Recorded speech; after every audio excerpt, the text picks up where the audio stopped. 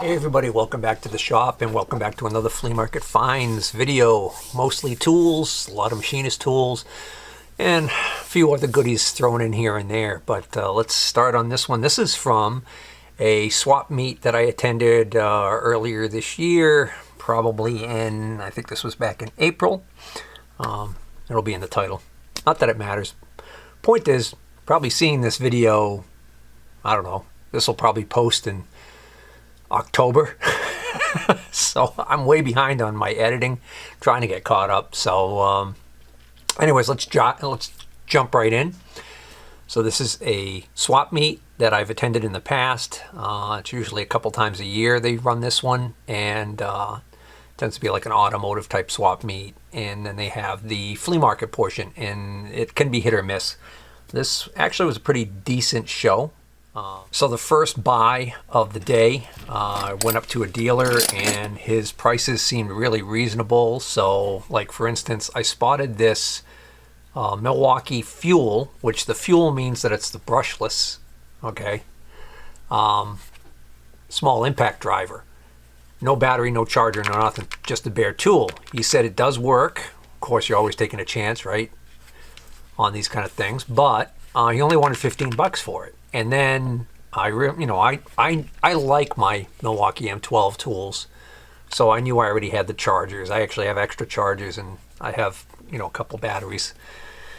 So I figured, well, for 15 bucks, I think I'll take a chance on it. I actually already have the non-brushless version of this impact driver. Anywho, was already going to buy this for 15, and then started looking at some of his other stuff and started to put a pile together because he had such reasonable prices on things, and ended up buying this whole pile of things you see right here. Came to $50. 15 of that was right here that I had already agreed to. So really I ended up paying $35 for a nice Craftsman ratchet. I like these styles with the teardrop head on them. I like the finish on them. It's not one of the like really nice fine tooth ones, and in fact it actually does feel like it's got some significant wear maybe to it. There's also, I don't know if you can see it on the camera, but there is a slight perceivable there's a slightly perceivable boy, I'm having trouble speaking this morning. It's bent. The handle's bent, which is why it was cheap, but I still like it, so I'm keeping it, so I don't care. And this one here, which doesn't have any issues, is the stubby version with the flex head. So that also is going to stay in my keep pile. Also in my keep, actually all of these tools right here, except that actually wasn't part of this deal. Anyways, all of these little stubby wrenches, which are not Craftsman, they're Husky. But I think there is what appears to be maybe 2 full sets of short stubby combination wrenches in metric and standard, in the Husky brand. So keep all those.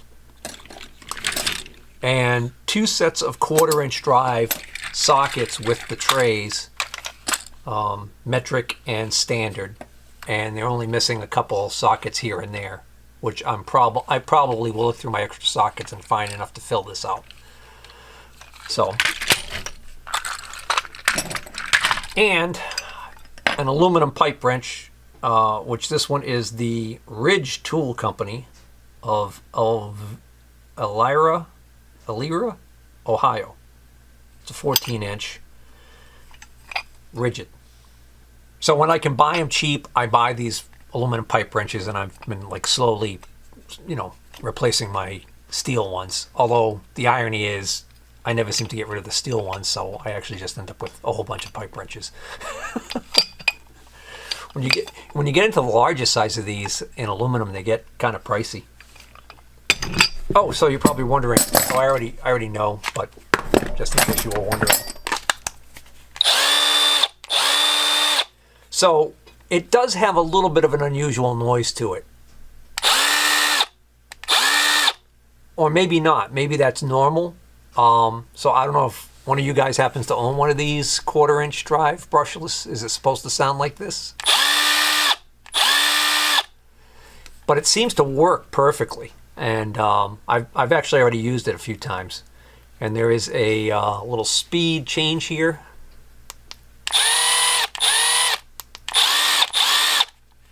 So, I mean, 15 bucks, I think that's a good deal. You know, even if it does have an issue that's causing that noise, it's not affecting it yet, so I'll drive it till the wheels fall off. This thread file I picked up from another vendor for 2 bucks. I'll buy these all day long for, you know, between 2 and 5 bucks when I can, because they're just such a handy thing to have. I have one of each size. I think there were 4 different sizes of these available. Maybe more if you count metric. But anyways, these are just a handy tool to have, and I have no trouble selling these for typically around 8 or 10 bucks. So whether it's an outdoor flea market, swap meet, or whatever, sometimes I go early in the morning, and I go and I hunt the whole place, and I find like very little for machinist tools. You know, oftentimes you'll ask a vendor when they're unloading, you know, hey, do you have any machinist items? I can't tell you how many times I've had people tell me, yeah, but I didn't bring them with me, which does me no good. And then they never seem to get around to bringing them like in the following weeks or the next show or whatever, so who knows. Anyways, this was one of those shows where I thought, oh boy, you know, it wasn't looking so great. And then I came across one vendor who was retiring from his trade and had decided to bring all of his machinist items and extra stuff that he had that he wanted to get rid of.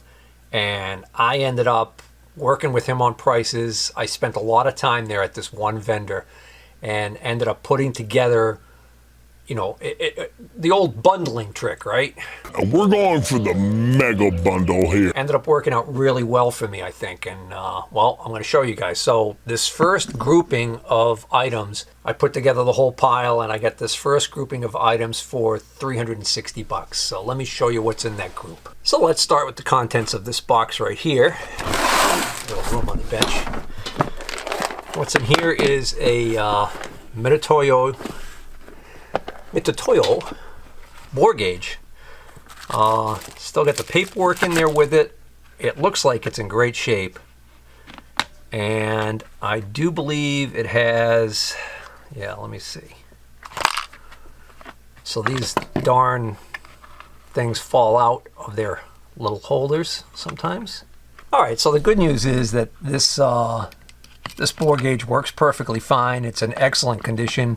The bad news is, as is the case with many of these, when you find them, it's missing some of the extensions. So I just put the extensions that were loose in the box in their correct position, and it looks like we're missing, because there isn't one on here, so looks like we're missing the 1.2 inch and then a couple more over here. This is, I think, left empty on purpose, and then it's missing one of these 3 little spacer rings, the tiniest one of the 3, the 0.02 inch, which those often are long gone.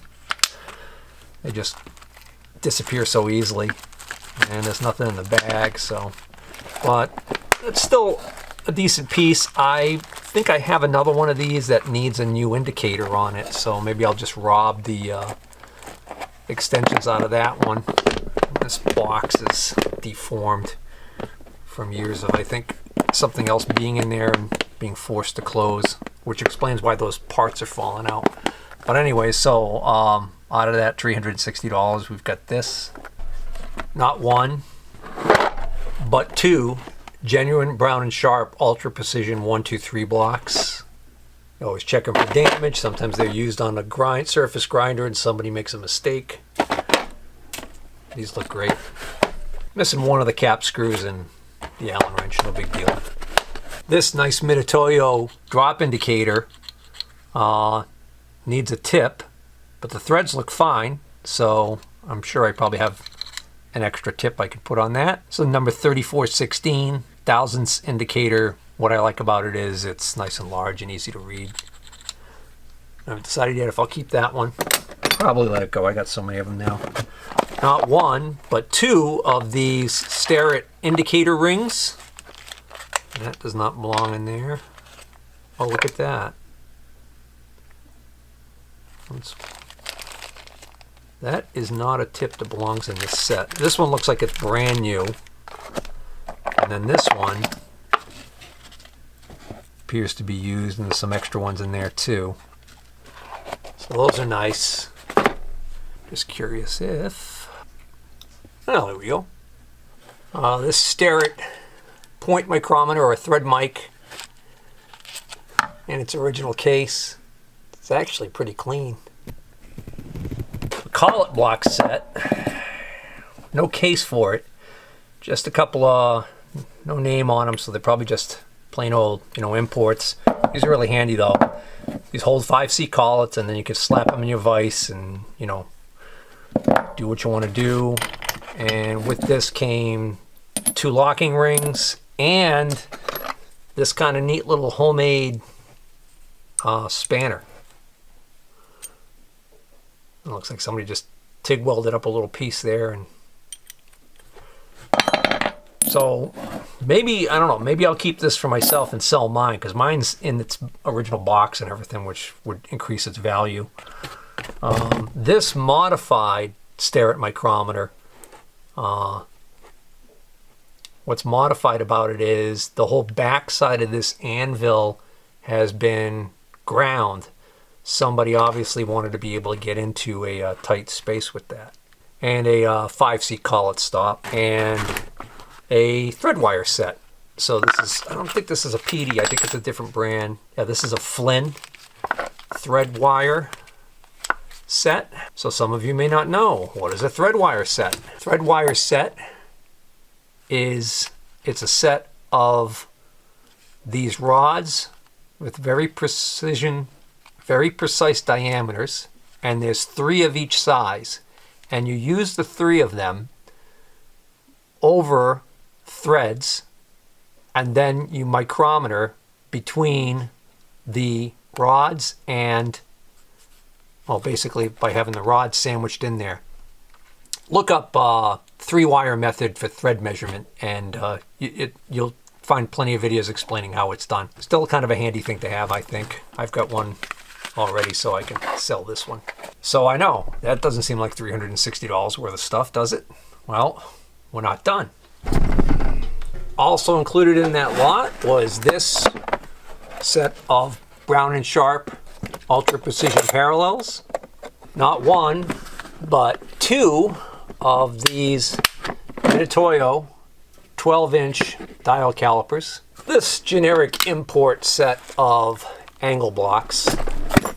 This Starrett 2 to 12-inch inside micrometer, pre-rusted for your pleasure. And this little slice of heaven right here. And what's inside this case right here is this very lightly used, although it's got some surface rust on it, Starrett number 98 12-inch level. And when I initially asked for the price on this, I don't remember what he said, but I was having a really hard time getting him down on the price on this. But when I bundled it all together, I was able to finally get this thrown in with it. But I'm probably still into this for at least $100. So I didn't buy everything that that guy had for Machinist tools, but I did buy quite a bit. So when I took that large lot that I had paid for back to the car, when I came back, he had sold a couple other, single items here and there, but then he still had this stuff left. And so I had gone back and put together another pile, and I ended up getting these these 5 items right here for $50. So I'm into each one of these for 10. This is I would say it's kind of a rare, wouldn't necessarily say super valuable, Brown & Sharp height gauge attachment. So I think I was able to find this online to determine that it's like a depth stop almost, or something that you use on your height gauge. So this would just mount in the height gauge where the scriber normally would clamp in. You would clamp this, and then it just had this adjustable rod on it. I guess that would be good for like maybe reaching down into a bore to get to the bottom of a bore or something. I don't know. This Fuji tool, small set of small hole gauges. So Fuji tool, for those of you guys who don't know, is a Japanese manufacturer that actually made decent stuff back in the day, so I don't shy away from anything that's Fuji tool that says made in Japan on it. It's good quality. I would put it on par with modern, more modern Mitutoyo maybe, or NSK. That's another one. The NSK and Fuji are the ones that tend to be undervalued, in my opinion. Of course, you get the same thing and stare it, and it's worth probably 3 times as much. But it's a very clean set. Nothing wrong with it. It's complete. 4 sizes. This was in there. I don't know what this is. It doesn't belong in there. Oh, it's a spring pin. That's weird. I wonder why that was in there. And then we have the Made in China V-block set. But this looks like it might be one of those MSC part numbers, which means that it was overpriced in the MSC catalog. Versa blocks, 2 pieces. I'll look this up right now. How much you want to bet this is going to be a surprise? All right, so this is always I always have fun doing this. So I run the this number right here, which is an MSC number, and it comes back as V-block, 1 3/16 inch max capacity 90-degree V angle. It shows a picture of him in the wooden box just like this. Claims the price was $256.79, but the web price is $209.98, so you save $46.81. So they're saying it's $209.98. However, they also give the manufacturer's part number for these, which is a 420-5430. And 420-5430 is an MHC part number. If you look from that way, you can find them on other websites overseas. So it's in euros, 65.6 euros. The current exchange rate would be $69.55.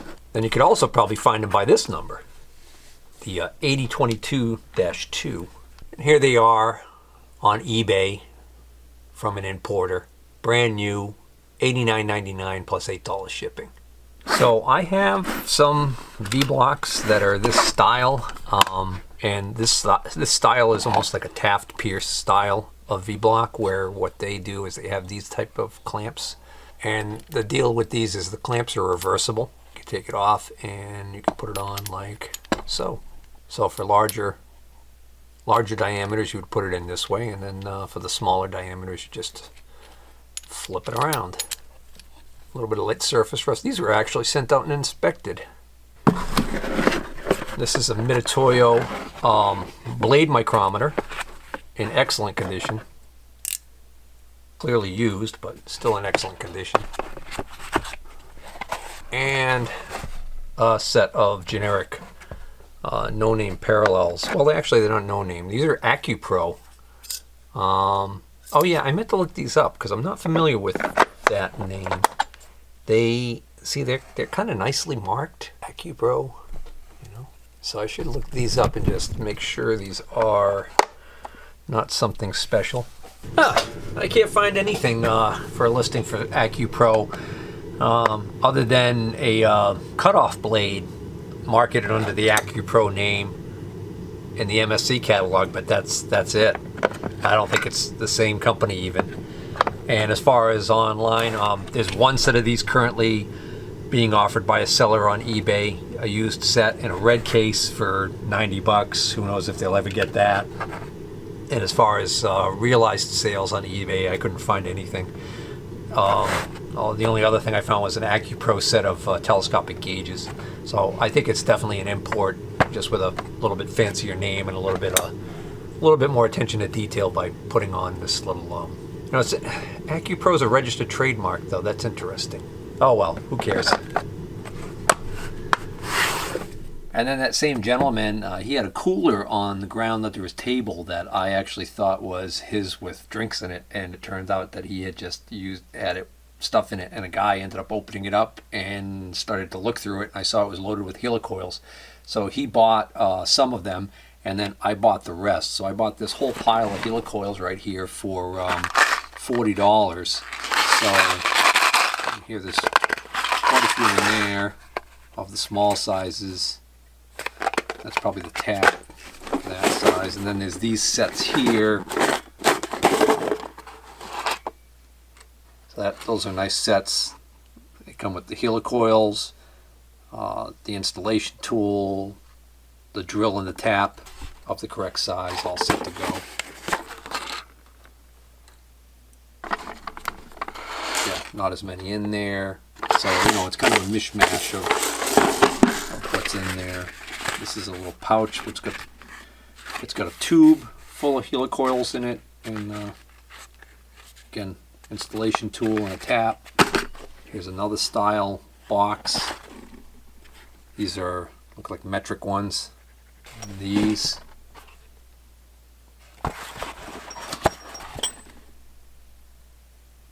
So that seemed like a pretty good deal. I know these can be a little pricey. Alright, here's some more treasures I got from some other dealers. Got this interesting early pin vise for $5. Apparently that's just a solid wood handle. I have seen some of these that they're actually hollow and the cap comes off, but not this one. No maker's name on it. It's automatic center punch. It's a Craftsman. It's got some surface rust on it, but it actually works perfectly fine, and it was actually with the original automatic center punch holder, the tube. Not these funky old welder's goggles. The clear lenses are cracked, but their clear lenses are stacked on top of the smoked lenses. So they're filthy as heck. I buy these because they're kind of an interesting steampunk type of thing. $10 for this little screw jack. It's a simplex screw jack. It's still got quite a bit of the original neat paint on it, and it's got the original box. Just the top is kind of missing. And I got this little anvil. I do not believe it had any markings on it at all that I could see. Paid $20 for this. I don't know, I may have gone outside my comfort zone on this one. And you guys follow my channel know my weakness for vintage CB radios. I tend to shy away from mobiles. And this one isn't that vintage, actually. This is a newer style. So it caught my eye.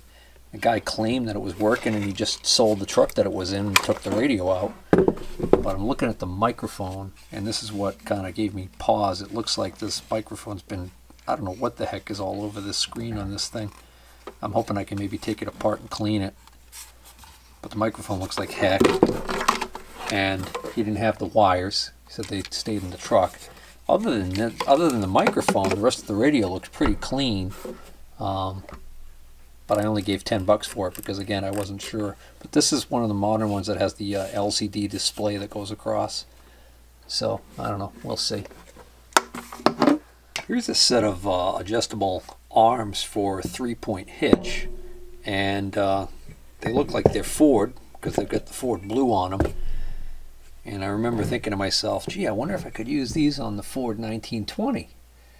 And, you look at them now, and you guys who know that tractor are probably thinking, well, that's obviously for a much smaller hitch. This is probably for like a category 0 or something like that.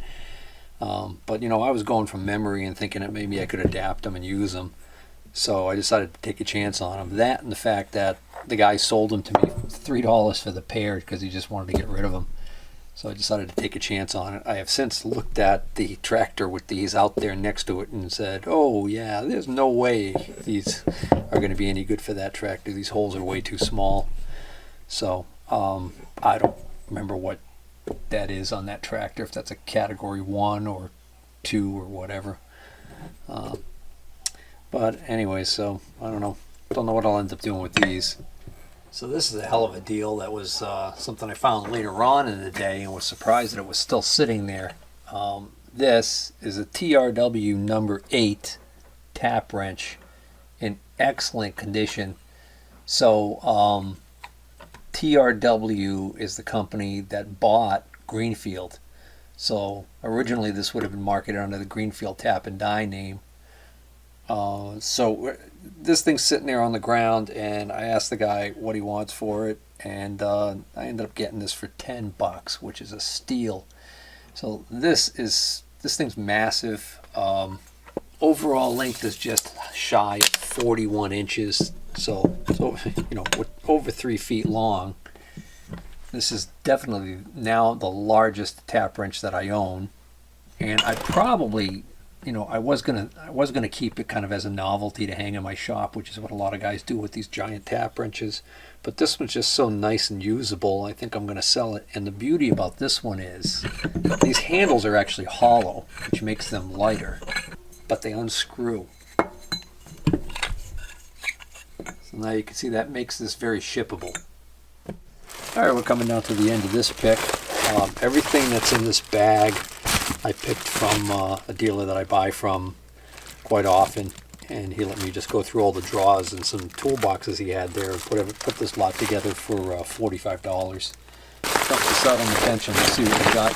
And then the only other items that I didn't show you that I ended up picking, and I'm not going to bother because they're out in the shed now, I ended up getting some pretty long, heavy gauge welding cables.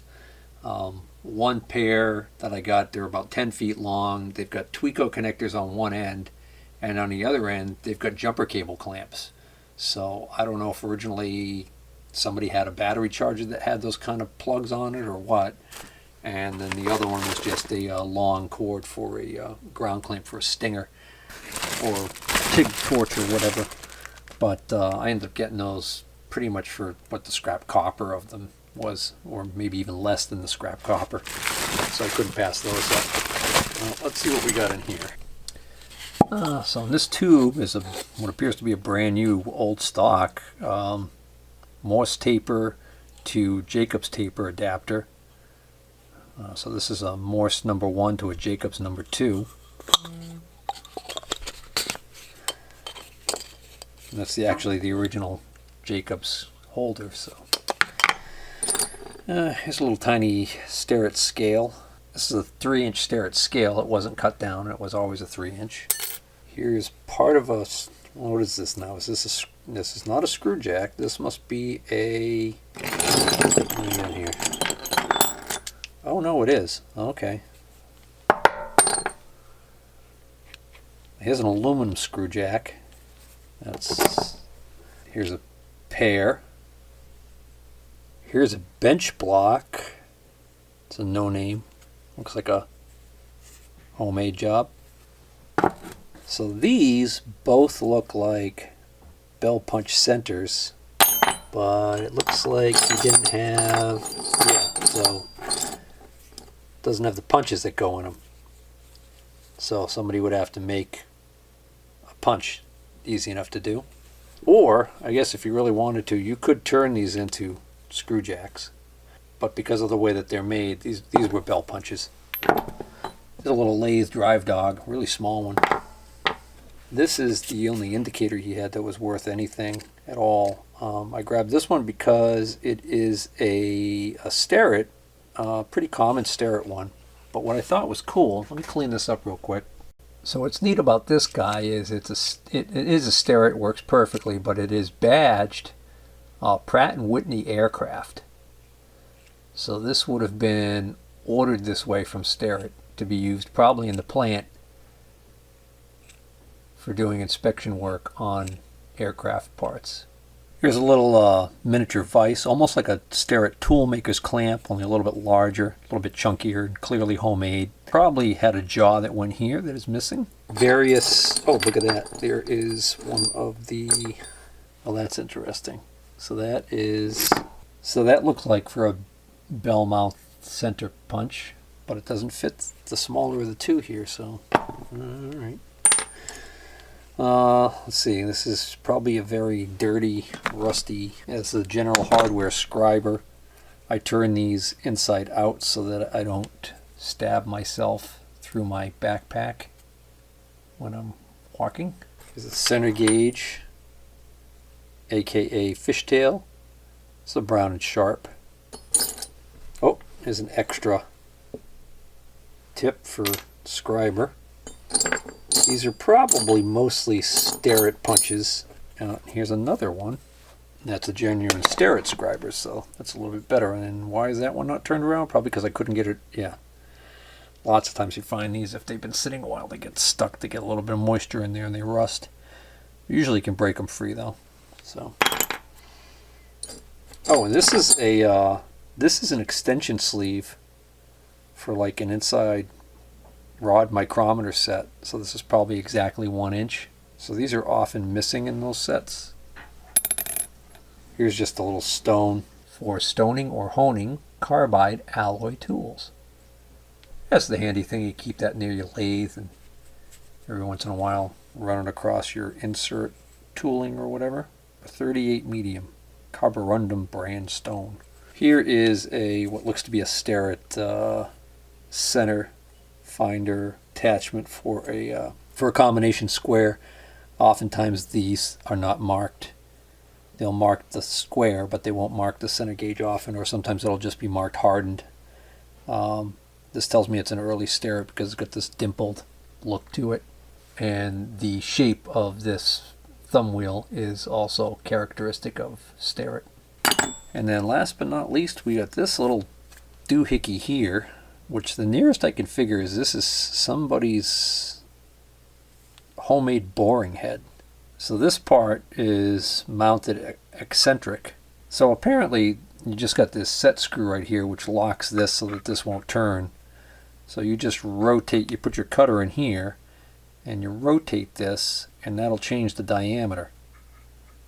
Now what's interesting is you can't make like really big changes in range because you will actually change your angle of your cutter. But still kind of a neat piece if we wanted to see how that's made. If you want to make one for yourself, there's the cheat. Yeah, you can see this with the set screw comes through and would lock this. Alright, that's going to bring this episode to an end. I hope you enjoyed this pick, and if you did, please hit the like button and share the video. And if you're not already a subscriber, please consider subscribing. Take care.